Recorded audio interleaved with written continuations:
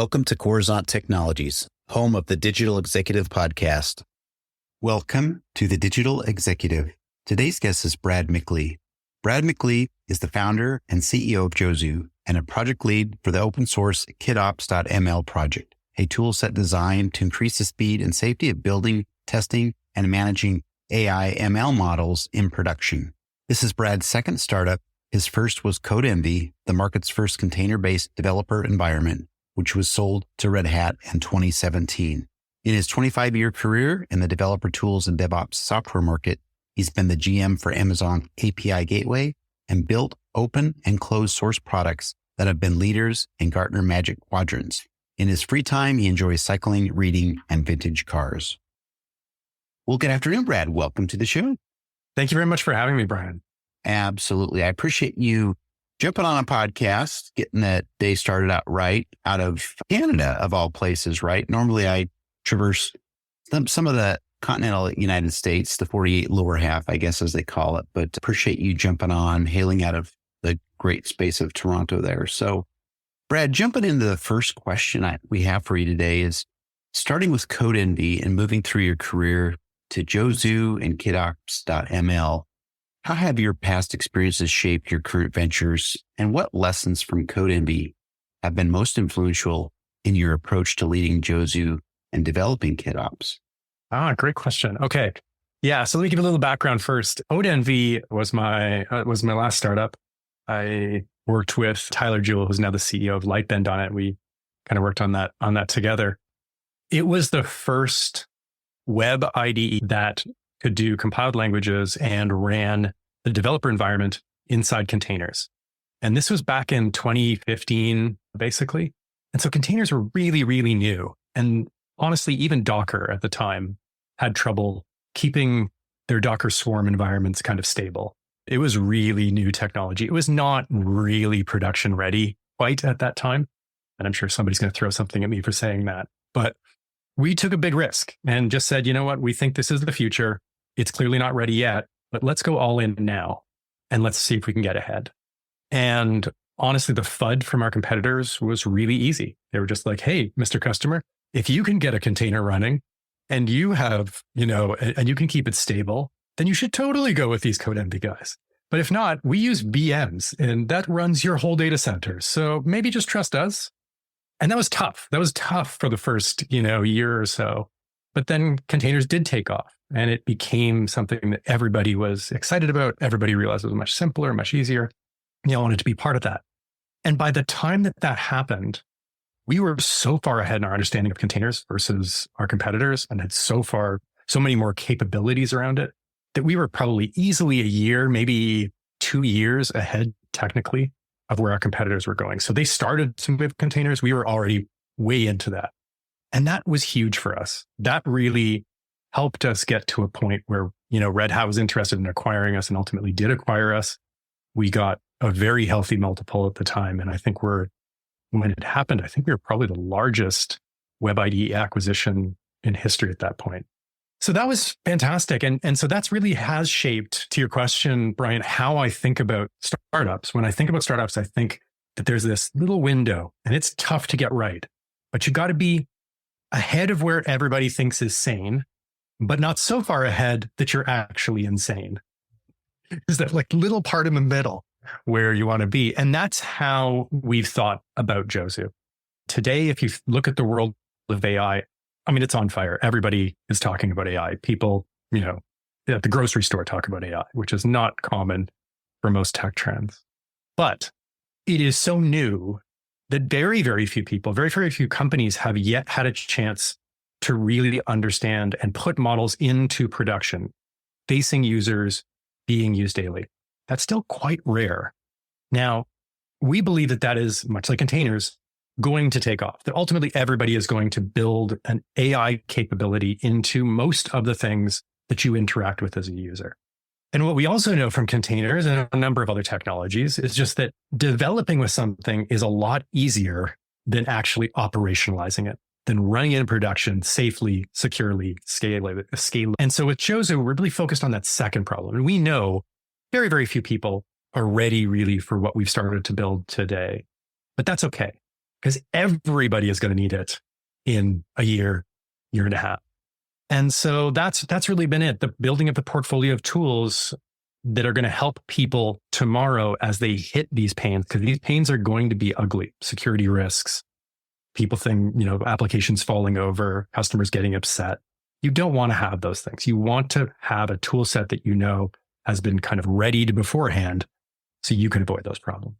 Thank you. I appreciate the backstory. Really do. You took a big risk, obviously working in that container orchestration space, right? Yeah. It certainly was something that you take a risk, but again, the bigger the risk, the higher the rewards. And I'm very pleased to hear the outcome of that and Red Hat purchasing CodeEnvy. So I appreciate that. And Brad, jumping into the next question, with Jozu being the latest venture, what gap did you see in the market that led to its inception? Can you share more about Jozu's mission and the problem it aims to solve within the tech ecosystem?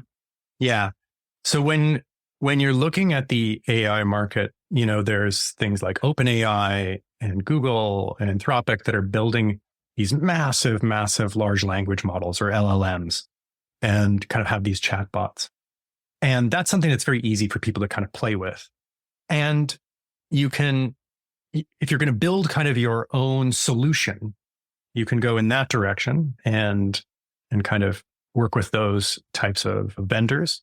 Or you can take models that have been built and open sourced and bring those in-house and really kind of tailor them to your needs.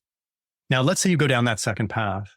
There's a lot of tools that are referred to as MLOps tools, machine learning operations, in other words, MLOps. Now, the problem with those tools is that despite their name, they're actually really focused on developing models, training models, experimenting with models, all the things that come before you actually operationalize them. Now, on the operational side, we have a lot of tools, and some of your listeners may have heard of DevOps.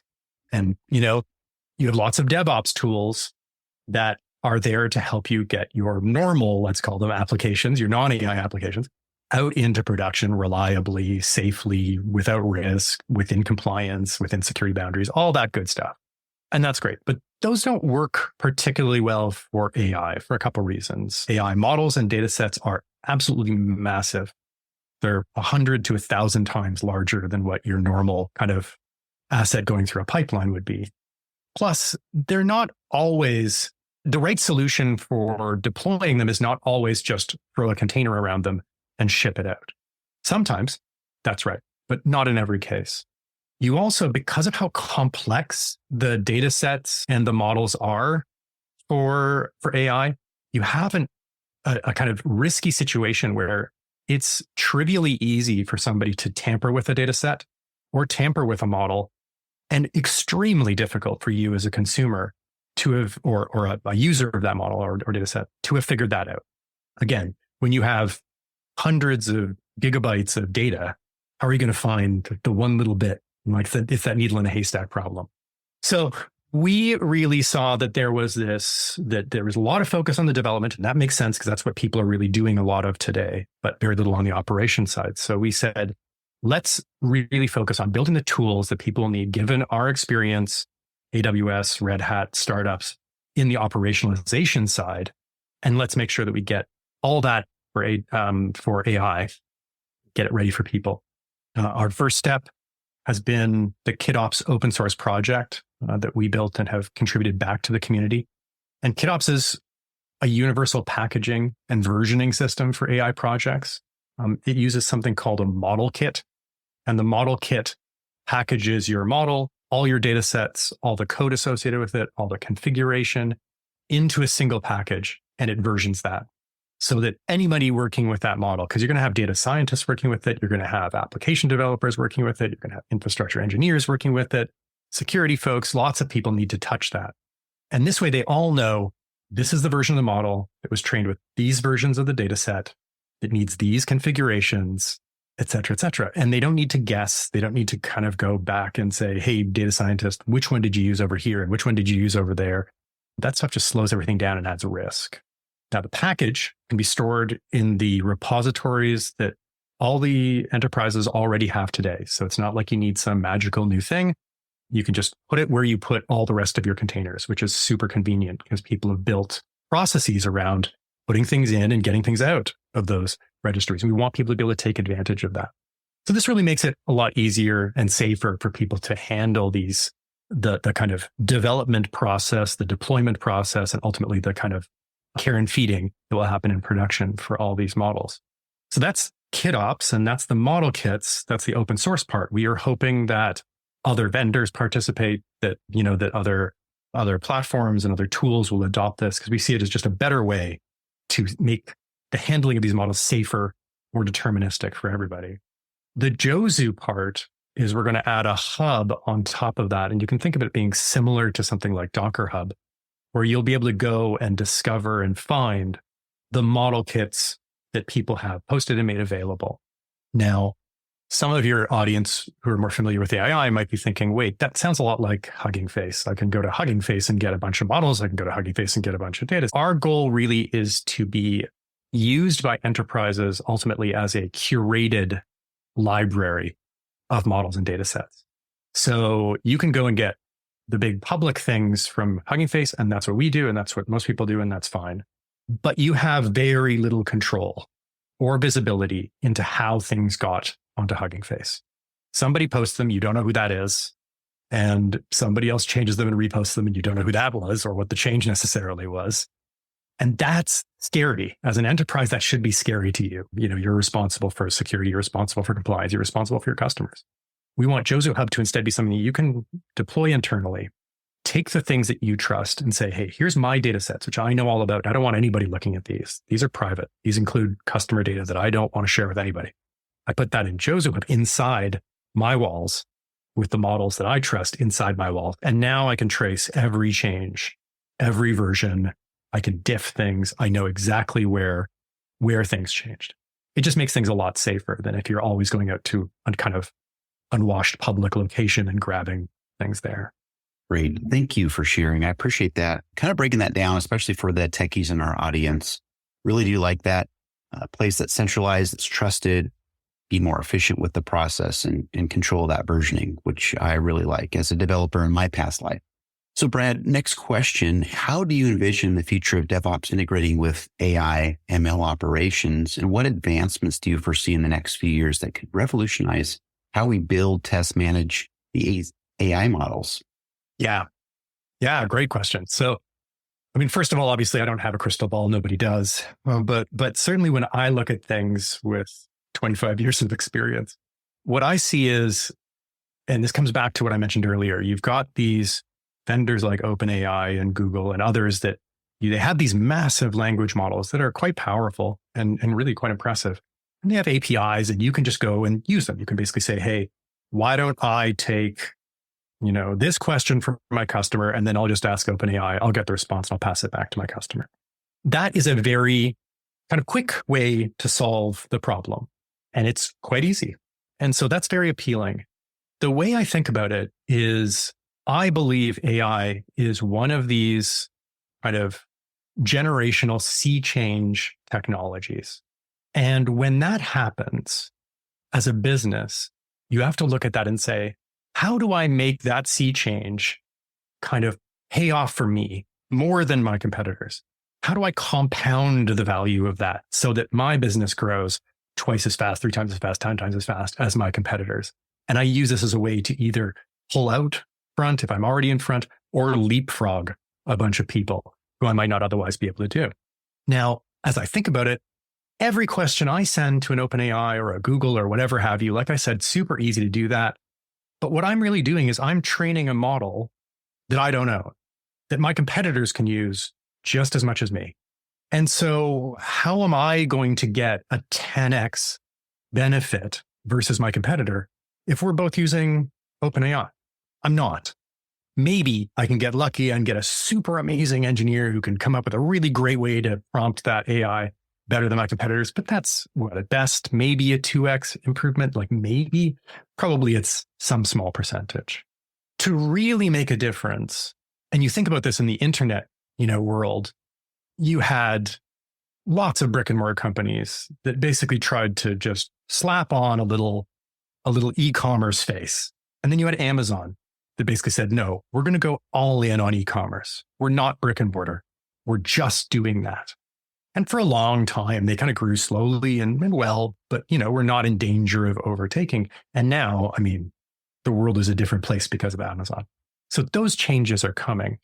If you want to be, to me, if you want to be on the right side of history, you want to figure out, how do we get our own technology internally? How do I make my model so much better than my competitors that they can use OpenAI all day and all way, and I'm still going to be better?